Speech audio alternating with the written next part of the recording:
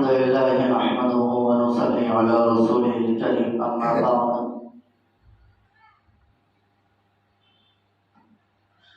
أعوذ بالله من الشيطان الرجيم بسم الله الرحمن الرحيم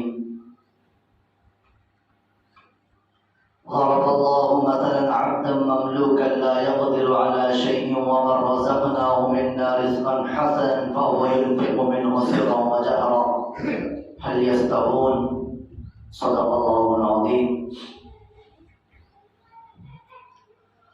اللهم صل على محمد وعلى آل محمد وبارك وسلم اللهم صل على محمد وعلى آل محمد وبارك وسلم اللهم صل على محمد وعلى آل محمد وبارك وسلم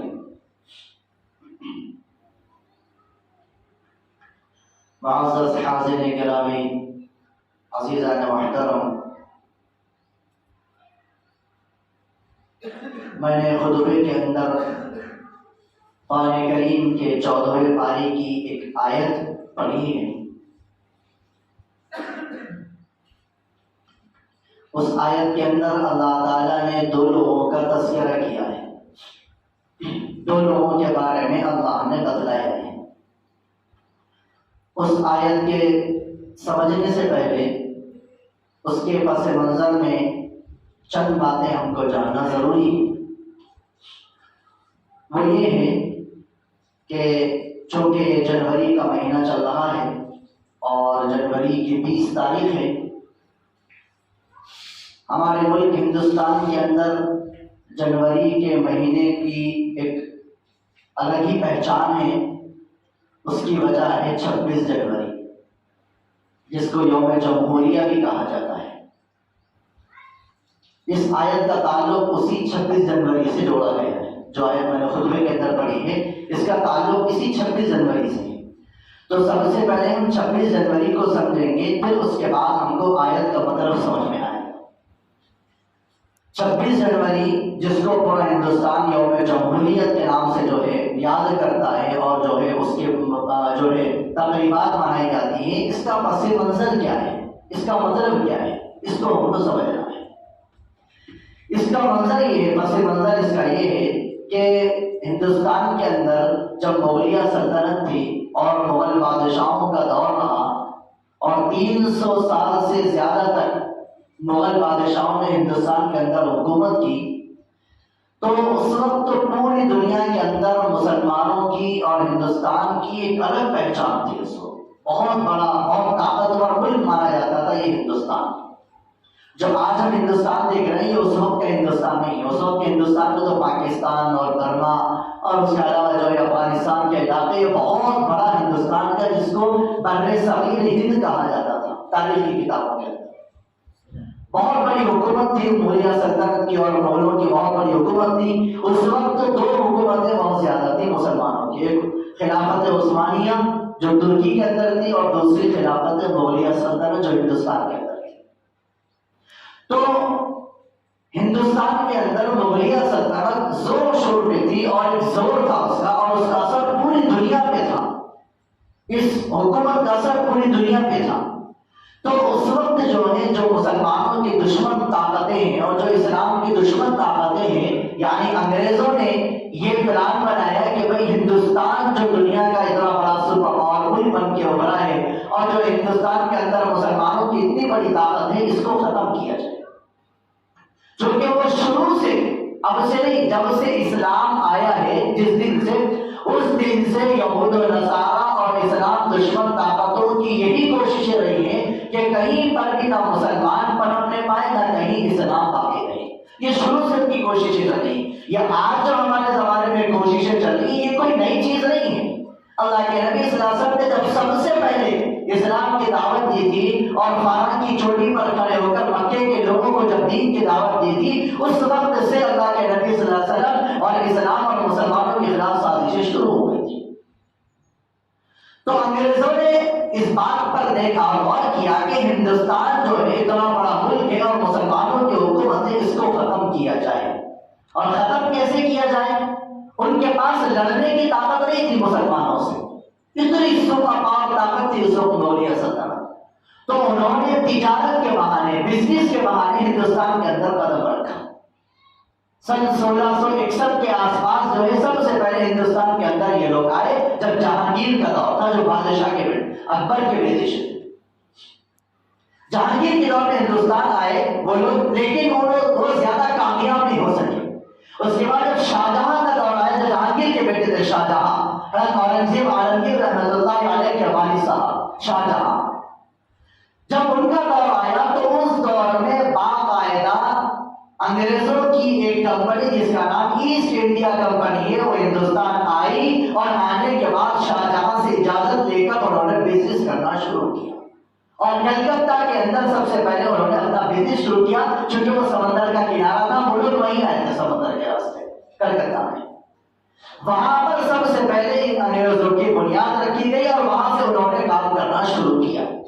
چپکے چپکے خاموشی کے ساتھ اپنے آپ کو مضبوط کرتے رہے، اپنے بزنس کو بڑھایا، اپنی طاقت کو بڑھاتے رہے. شاہجہاں کا انتقال ہوا، ان کے دوسرے بیٹے حضرت اورنگزیب عالمگیر رحمۃ اللہ علیہ کا دور آیا، اور جو ہے انہوں نے شان اور شوکت کے ساتھ 48 سال تک ہندوستان کے اندر حکومت کی.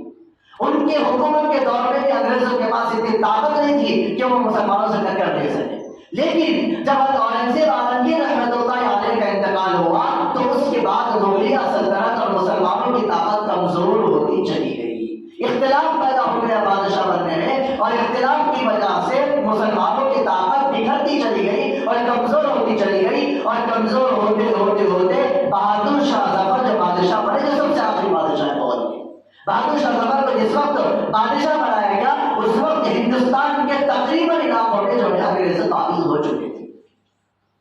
تو انگریزوں نے تھوڑا تھوڑا کر کے جو ہے مسلمانوں کو کمزور کرنا شروع کیا، اور بالآخر بہادر شاہ ظفر کے دور میں انگریزوں نے مل کر دلی کے اوپر حملہ کیا اور لال قلعے پر حملہ کر کے لال قلعے کو اپنے قبضے میں کیا، اور بہادر شاہ ظفر کو یہاں سے برما کی طرف بھیج دیا، جو چھوٹا سا ہندوستان کے کنارے پہ ایک ملک ہے برما، جس کو جو ہے رنگون کہتے تھے پہلے زمانے میں، اس زمانے میں برما کہا جاتا ہے، جس کو میانمار بھی کہا جاتا ہے، میانمار.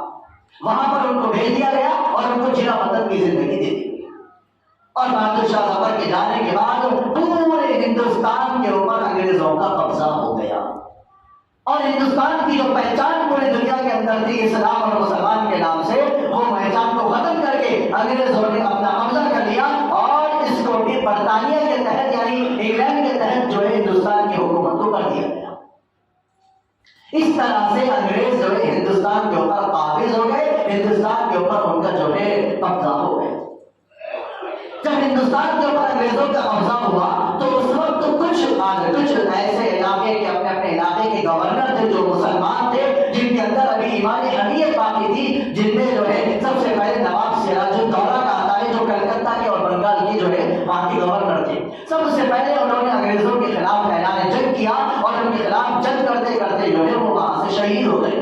پھر ان کے بعد حضرت ٹیپو سلطان شہید رحمۃ اللہ علیہ میسور سے اللہ تعالیٰ نے ایک اللہ والے کو اٹھایا جو میسور کا بادشاہ بنا، جن کو سلطنت خداداد کہا جاتا ہے، یعنی اللہ کی طرف سے دی ہوئی بادشاہ بنا. میسور سے ایک پیدا ایک جو ہے حریت جو ہے کھڑا ہوتا ہے، اور ایک مجاہد کھڑا ہوتا ہے، جس کو ساری دنیا ٹیپو سلطان رحمۃ اللہ علیہ کے نام سے جانتی ہے. انہوں نے انگریزوں کے خلاف جنگ کی، اور 4 جنگیں انگریزوں کے خلاف لڑی، اور تمام جنگوں کے اندر انگریزوں کو ختم کر دیا، اور انگریزوں کو نیز کو نابود کر دیا.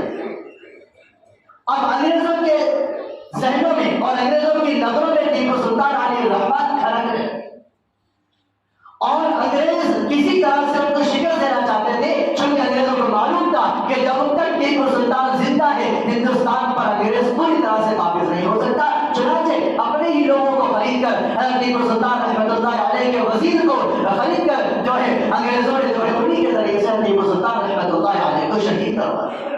تاریخ کی کتابوں میں لکھا ہے جس وقت ٹیپو سلطان رحمۃ اللہ علیہ شہید ہوئے، صبح سے جب لڑتے لڑتے لڑتے ظہر کا وقت ہو گیا، ظہر کی نماز ادا کی، اس کے بعد جب لڑتے لڑتے کئی بہت دیر ہو گئی، ٹیپو سلطان رحمۃ اللہ علیہ کو پیاس لگی، پانی کے لیے اپنے وزیر سے کہا کہ مجھے پانی دے دو، پیاس سے نکال رہا ہو. انگریزوں نے اس وزیر کو خرید لیا تھا، اس نے ان کو پانی دینے سے انکار کر دیا. اسی طرح سے پیاسے لڑتے رہے، لڑتے لڑتے جب آنکھوں کے سامنے اندھیرا چھا گیا اور پیاس بڑھنے لگی تو ہاتھ پاؤں کمزور ہو گئے، تو تو دور سے انگریز نے جو ہے حضرت ٹیپو سلطان رحمۃ اللہ علیہ کے اوپر گولی کا فائر کیا اور وہ گولی جو ہے جا کر کی کل پٹی پر لگی اور حضرت ٹیپو سلطان رحمۃ اللہ علیہ کھوڑے سے نیچے گئے۔ تاریخ کی کتابوں میں لکھا ہوا ہے، یہ صرف اردو کتابوں کے اندر نہیں بلکہ لندن کے میوزیم کے اندر جو کتابیں رکھی ہوئی ہیں وہاں پر بھی یہ تاریخ لکھی ہوئی ہے۔ تاریخ کے اندر لکھا ہوا ہے بہت دیر ہونے کے بعد انگریز ان کے قریب آئے اور دیکھا کہ ٹیپو سلطان گرے ہوئے ہیں، انگریز سجدہ کے وہ مر چکے ہیں۔ ایک انگریز ان کے قریب جا کر جو ان کو جیسے ان کو ہاتھ لگایا فوراً ٹیپو سلطان رحمۃ اللہ علیہ کھڑے ہوئے اور کھڑے ہونے کے بعد وہیں پر کھڑے ہوئے 12 انگریزوں کو ایک ہی جھٹکے کے اندر جو ہے جہنم میں پہنچا۔ پھر اس کے بعد جو ہے دوبارہ سے انگریز جو ہے ان کے اوپر حملہ آور ہوئے اور ان کے اوپر ایسا حملہ کیا کہ ایک گولی ان کے یہاں پر آ کر لگی اور لگنے کی وجہ سے ٹیپو سلطان رحمۃ اللہ علیہ گر گئے۔ تاریخ کے اندر لکھا ہے، علماء نے کتابوں کے اندر لکھا ہے اور یہ بات کتابوں میں محفوظ ہے کہ جب انسان مر جاتا ہے مرنے کے تھوڑی دیر کے بعد اس کا جسم ٹھنڈا ہو جاتا ہے، خون رک جاتا ہے، لیکن اور حضرت ٹیپو سلطان شہید رحمۃ اللہ علیہ کے بارے میں آتا ہے کہ 4 گھنٹے تک ان کا جسم گرم تھا۔ انگریز دنیا ان کے قریب تک رات ہو گئی، جب رات میں انگریزوں کو یقین ہو گیا کہ ٹیپو سلطان مر چکے ہیں اور وہ انتقال کر چکے ہیں، تب انگریز وہاں پر کھڑے ہوئے اور وہاں پر کھڑے ہو کر ہندوستان کے اندر جو انگریزوں کا سب سے بڑا جو سرمایہ تھا اس نے کھڑے ہو کر یہ کہا کہ آج سے ہندوستان ہمارا ہے، آج سے کوئی ہمارے جو ہے خلاف کام کرنے والا نہیں۔ تو اس طرح سے حضرت ٹیپو سلطان شہید رحمۃ اللہ علیہ کے انتقال ہونے کے بعد ان کے شہید ہونے کے بعد پورے ہندوستان میں انگریزوں کا قبضہ ہو گیا اور انگریزوں نے اسلام کی شناخت کو مٹانے کی کوشش کی، اسلام کو ختم کرنے کی کوشش کی، قرآن کو ختم کرنے کی کوشش کی، علماء کرام کو ختم کرنے کی کوشش کی۔ کم و بیش 60,000 سے زیادہ علماء کرام کو انہوں نے شہید کیا، کم و بیش 70 لاکھ سے زیادہ قرآنوں کو مٹانے کی کوشش کی اور قرآنوں کو جلایا۔ ہم مسلمانوں کو اور جو ہے ہمارے علماء کرام کو، ہمارے بڑوں کو انگریزوں نے ایسا مارا جیسے کہ کسی جانور کو نہیں مارتے، ان کو بوریوں میں بند کر دیا جاتا اور توپ کے منہ میں رکھ کے توپ چلا دی جاتی اور توپ کے چلنے سے ان کے جسم کی چیزیں اڑ جاتے۔ اسی طرح سے اور جو ہے ایک جگہ آگ لگا دی جاتی اور مسلمانوں کو علماء کو پکڑ کر لایا جاتا اور لا کے جلتی ہوئی آگ میں ان کو جلا دیا جاتا۔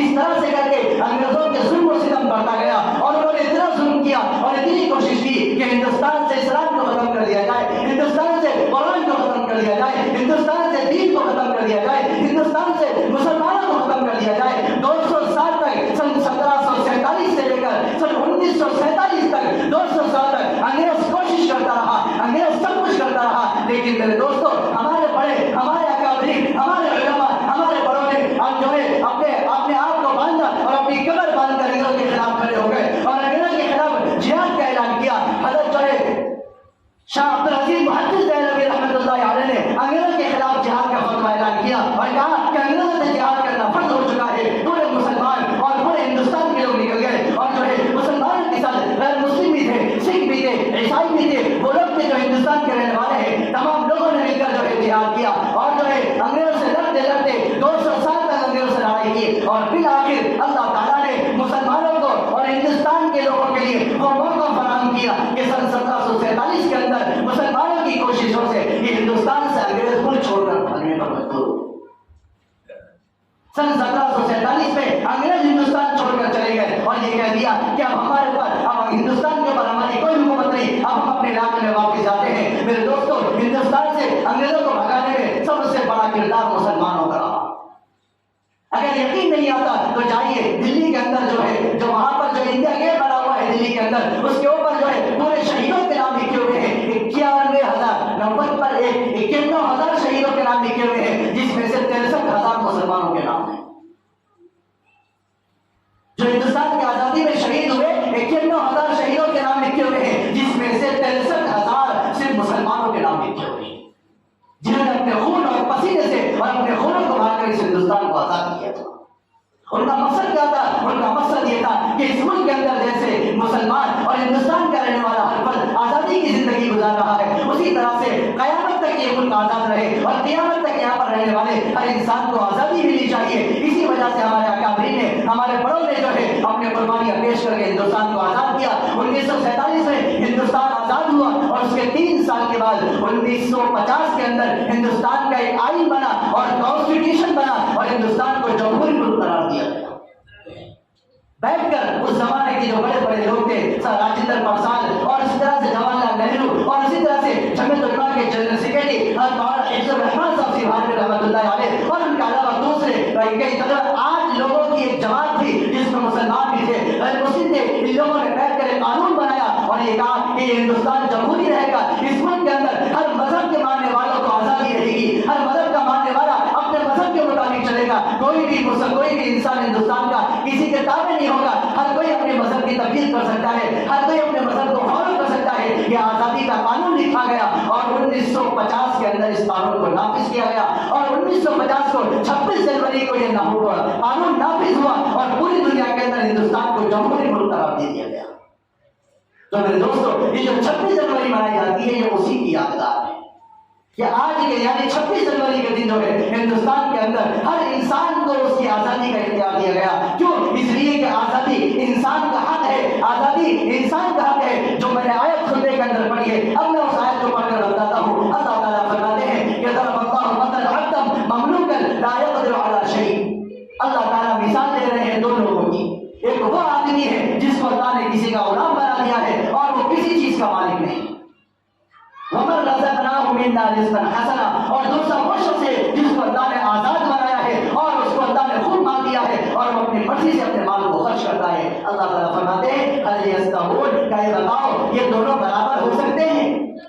نہیں ہو سکتے۔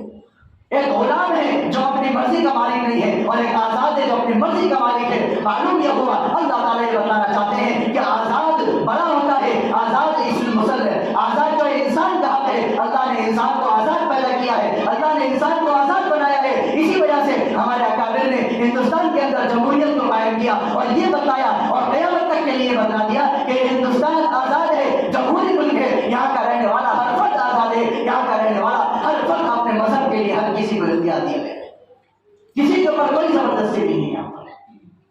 میرے دوستو، یہ 26 جنوری کا مطلب یہ ہے کہ 26 جنوری ہم کو ہماری آزادی بتلاتا ہے۔ یہ بتاتی ہے 26 جنوری کہ ہر مسلمان اور ہندوستان کے اندر رہنے والا ہر انسان، چاہے وہ مسلمان ہو یا کسی بھی مذہب سے تعلق رکھنے والا ہو، کسی بھی علاقے سے تعلق رکھنے والا ہو، اس کے اوپر کوئی سختی نہیں ہے، اس کے اوپر کوئی زبردستی نہیں ہے، وہ آزاد ہے۔ ہر کوئی اپنے مذہب کی تعلیم دے سکتا ہے، ہر کوئی اپنے مذہب کی تبلیغ کر سکتا ہے، ہر کوئی اپنے مذہب کو فالو کر سکتا ہے، کسی کے اوپر کسی طرح کی کوئی سختی نہیں کی جائے گی۔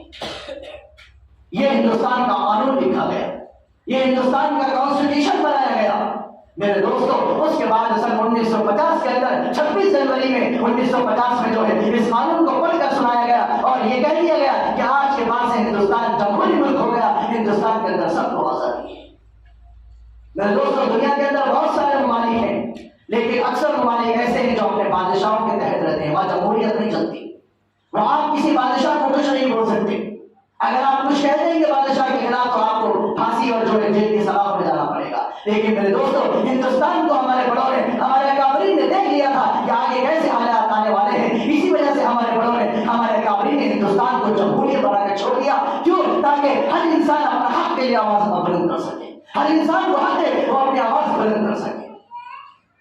قرآن کی اس آیت کے اندر اللہ تعالیٰ اسی چیز کو بیان کرتے ہیں کہ آزادی انسان کا سب سے بڑا حق ہے۔ ہل یستویان، اللہ فرماتے ہیں کیا غلام اور آزاد دونوں برابر ہو سکتے ہیں؟ ظاہر سی بات ہے دونوں برابر نہیں ہو سکتے۔ ایک غلام کو ہے جو اپنا 1 روپیہ بھی اپنی مرضی سے خرچ نہیں کر سکتا اور آزاد کو ہے جو اپنی پوری دولت کہیں پر بھی خرچ کر سکتا ہے۔ یہ فرق ہے آزاد اور غلام کے اندر، اور یہی فرق جو ہے ہمارے ہندوستان کے اندر ہے کہ 200 سال تک انگریزوں کا غلام تھا، اس کے بعد جو ہے ہمارے اکابرین نے، ہمارے بڑوں نے اور ہندوستان کے لوگوں نے مل کر جو ہے اس کو آزاد کر دیا ہے۔ لہذا آج ہر مسلمان کو اور ہر انسان کو، ہندوستانی رہنے والے، ہندوستان میں رہنے والے ہر شخص کو آزاد رہنے کا حق دیا گیا ہے۔ یہ 26 جنوری ہم کو یہ پیغام دیتی ہے۔ اس آیت کے ذریعے سے اللہ یہی بتاتے ہیں کہ آزادی انسان کا حق ہے، ہمارے اکابرین نے وہی آزادی ہم کو دی ہے۔ یہ الگ بات ہے کہ فرقہ پرست طاقتیں آزادی کے بعد سے ہمیشہ مسلمانوں کے اوپر تنگی کرتی آ رہی ہے، ہمیشہ مسلمانوں کے جو ہے قانون کے خلاف کھلواڑ کرتی رہتی ہے۔ لیکن میرے دوستو، یہاں پر ہر انسان کو آزادی کا حق دیا گیا ہے۔ یہ ہندوستان کا قانون ہے، ہندوستان کی یہی پہچان ہے کہ ہندوستان کے اندر ہر کوئی آزاد ہے۔ لہذا میرے دوستو، یہ جو 26 جنوری کا جو موقع ہے، یہ موقع ہم کو یاد کرنا ہے کہ یہ 26 جنوری کیوں منائی جاتی ہے ہمارے ذہنوں میں یہ ہوتا ہے کہ 26 جنوری بھی 15 اگست کی طرح ہوتی ہے. میرے دوستوں نہیں، 26 جنوری ہم کو یہ بتلاتی ہے کہ ہم آزاد ہیں. 26 جنوری ہم کو یہ بتلاتی ہے ہم کھلم کھلا کھڑے ہو کر نماز پڑھ سکتے ہیں. 26 جنوری ہم کو یہ بتلاتی ہے ہم کہیں پر کھڑے ہو کر اپنے دین کی دعوت دے سکتے ہیں. 26 جنوری یہ بتا سکتی ہے ہم اپنے حق کے خلاف اٹھنے والی چیزوں کو بند کر سکتے ہیں. ہم اپنے حق کے لیے آواز کو بلند کر سکتے ہیں. ہم اپنے حق کے لیے کچھ بھی کر سکتے ہیں. یہ 26 جنوری کا مطلب ہوا ہے. لہذا میرے دوستوں 26 جنوری کے مقصد کو سمجھیں اور ہم اپنے ملک کی تاریخ کو یاد رکھیں. افسوس کی بات یہ ہوتی ہے کہ ہمارے لوگ، ہمارے مسلمان، خاص طور پر ہمارے وہ بچے جو اسکولوں میں پڑھنے والے ہیں، ان کے ذہنوں میں یہ بٹھا دیا جاتا ہے کہ ہندوستان کی آزادی میں مسلمانوں کا کوئی کردار نہیں ہے، ہندوستان کی آزادی میں مسلمانوں نے کچھ نہیں کیا. میرے دوستوں یہ فرقہ پرست طاقت ہے، یہ مسلمانوں کی دشمن طاقتوں کی پلاننگ ہے. حقیقت یہ ہے کہ سب سے بڑا کردار مسلمانوں کا رہا ہے. 80% مسلمان شہید ہوئے ہیں. 1.5 لاکھ مسلمانوں کو شہید کیا گیا ہندوستان کی آزادی کے تحت، جس میں 61,000 سے زیادہ علماء کرام ہیں اور تقریباً 90,000 عام مسلمان ہیں. اتنے زیادہ کسی کو شہید نہیں کیا. پورے ہندوستان کی جو سرزمین ہے وہ ایک ایک قطرہ سرزمین کا ایک ایک حصہ مسلمانوں کی خون کی قربانی کی گواہی دینے والا ہے. لہذا میرے دوستوں ہم جو ہے اپنے ملک کی تاریخ کو یاد رکھیں.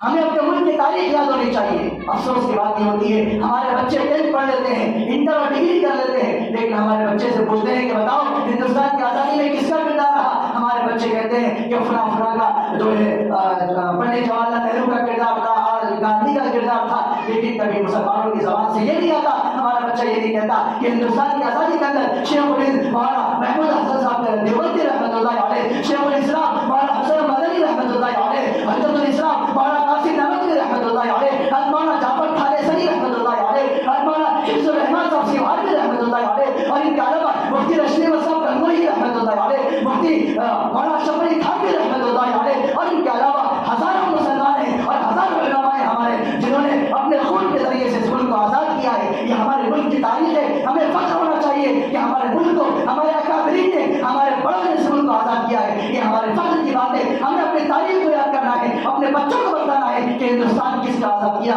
ہندوستان کو آزاد کرنے والے کون لوگ تھے. ہمارے بچوں کو نہیں پتا. میرے دوستوں یہ موقع ہے ہم اپنے بچوں کو بتائیں کہ ہمارا ملک کس نے آزاد کیا ہے. ہمیں اپنے ملک کی تاریخ یاد رکھنی ہے تاکہ کل کے دن اگر کوئی ہمارے ملک کی طرف آنکھ اٹھائے اور کل کے دن اگر کوئی ہم سے یہ کہے کہ تم ملک کے غدار ہو، ہم بتا سکیں کہ بتاؤ کون سی کتاب کے اندر لکھا ہے کہ مسلمانوں نے آزادی کے لیے جنگ نہیں لڑی. میرے دوستوں سب سے بڑا کردار ہم مسلمانوں کا رہا ہے. اسی وجہ سے ہندوستان میں ہم مسلمانوں کا مکمل حق ہے. اللہ نے ہم کو جمہوری ملک دیا ہے، اللہ نے ہم کو آزادی دی ہے. ہم آزادی کے ساتھ جئیں گے اور آزادی کے ساتھ رہیں گے. اللہ تعالیٰ سے دعا کرے اللہ تعالیٰ ہم سب کو ہندوستان کی آزادی کی حقیقت کو سمجھ کر اس کے مطابق ہمیں آزادی کے ساتھ زندگی گزارنے کی توفیق عطا فرمائے. آمین. وآخر دعوانا الحمدللہ.